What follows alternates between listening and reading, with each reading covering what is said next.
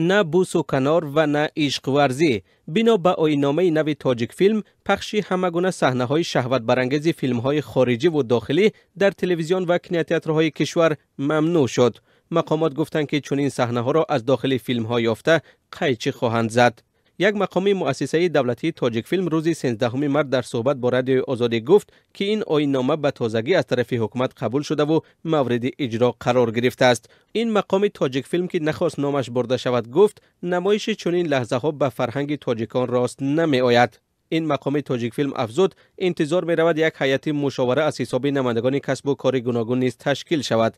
این هیئت همه گونه فیلم های خارجی و تاجیکی را بررسی و برای پخش و نمایشش اجازت خواهد داد.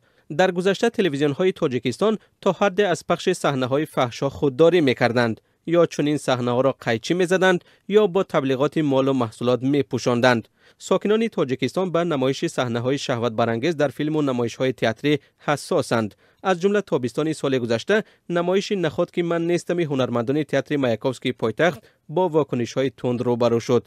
بعضی از مردم در شبکه‌های اجتماعی گفتند که در نمایشنامه گویا ترغیب فحش و شهوت میان کودکان را دریافتند. هرچند دیرتر مقامات این تئاتر گفتند که چنین گپ در حقشان درست نیست.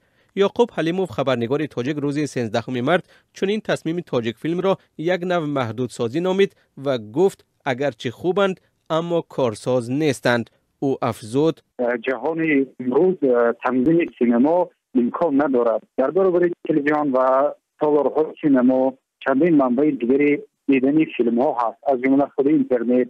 همین اینا را امکان نظارت کردن وجود ندارد. آخر ماه فوریه امسال رئیس جمهور قرقیزستان سورونبای جیانبکوف نیز زیر تغییرات به قانون این کشور درباره دستگیری دولتی سینما امضا گذاشت که بر اساس آن در فیلم ها صحنه های فحش یا دعوت به برانگیختن عداوت ملی، دینی و تحمل ناپذیری باید نباشد.